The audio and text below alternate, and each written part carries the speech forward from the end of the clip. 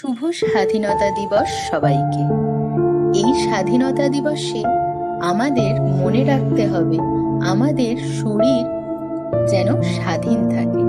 তাই শরীর ও মন দুটোই মুক্ত হওয়া খুব জরুরি। যদি আমাদের হৃদয় সুস্থ না থাকে তাহলে শরীর ঠিকভাবে কাজ করতে অক্ষম হয়ে যায়।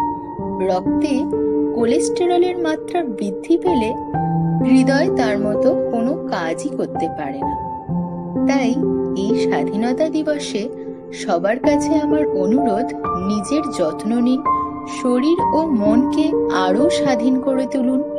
ঠিক সেই কারণেই আমাদের একটা প্রপার ব্যালেন্স ডায়েট মেনটেন করতে হবে, যার মধ্যে ফাইটোস্টেরলের মাত্রা বেশি থাকে, যা কোলেস্টেরল কমাতে সাহায্য করে। এখানে উদাহরণস্বরূপ আমি কিছু ছবি আপনাদের সাথে ভাগ করে নিলাম, যেগুলোর মাধ্যমে শরীরে ফাইটোস্টেরলের মাত্রা বৃদ্ধি পায় এবং আপনার শরীরকে সুস্থ ও সতেজ রাখে।